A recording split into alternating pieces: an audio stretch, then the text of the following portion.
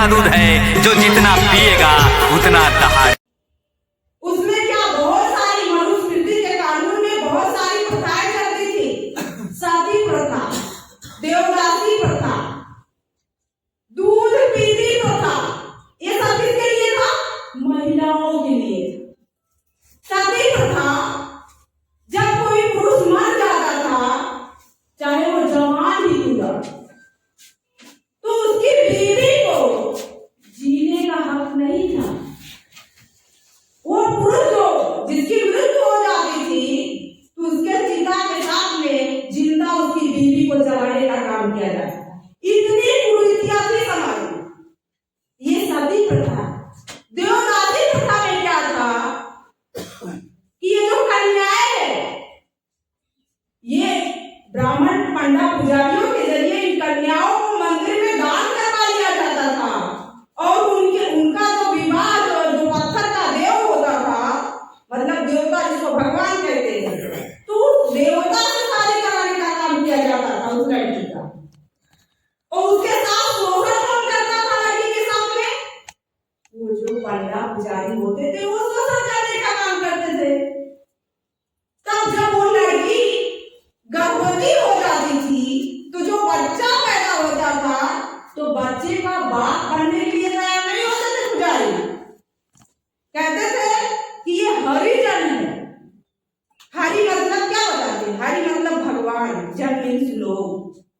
कि ये भगवान का है, ये बच्चा जो है भगवान का है। वो खुद जो है बाप बनने का मतलब स्वीकार नहीं करते थे अपने आप को। तो ये प्रथा थी देवदासी प्रथा।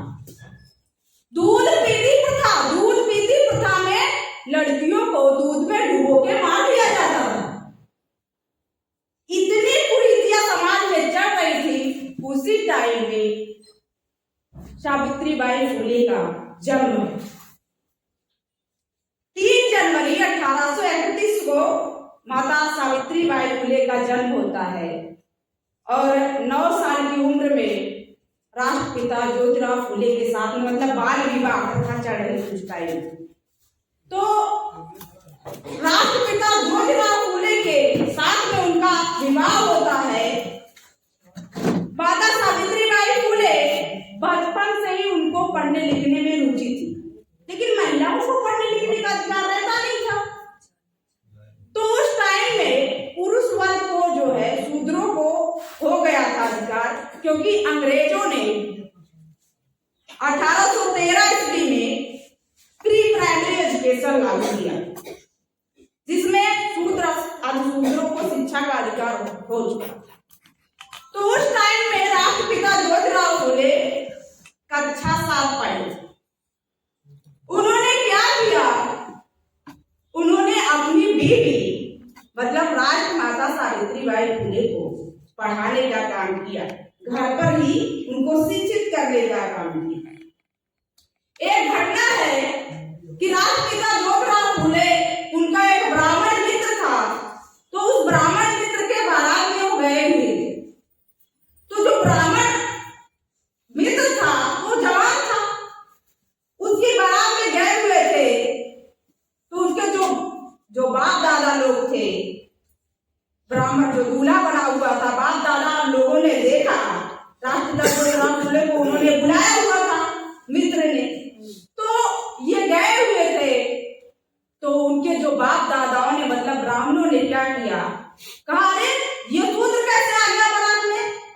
ब्राह्मण का बारात है, शूद्र कैसे आ गया? इसके बाद उनको जो है धक्के मार करके बारात से निकाला गया।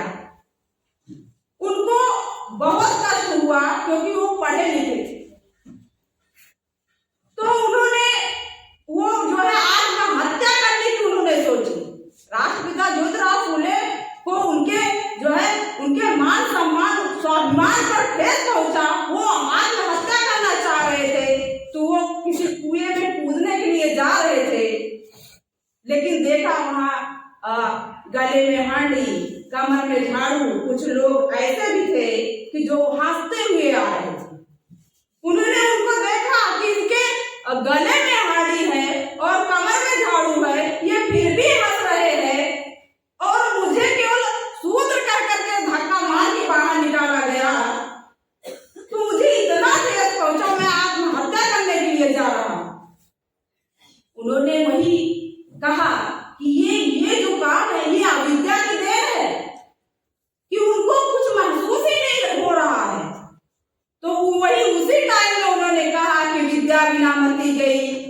बिना नीति गई, नीति बिना गति गई, गति बिना वित्त गया, वित्त बिना शूद्र टूटे, शूद्रों का पतन है। उनकी सेवा करते करते इनको भी प्लेग हुआ और ये प्लेग की शिकार हुई और इनका अंत भी हुआ। तो बहुत बड़ा फूले दंपति ने बहुत बड़ा काम किया है, जो भारत के संविधान में आज हमको हिंदू कोड बिल के जरिए हमको अधिकार प्राप्त हुई।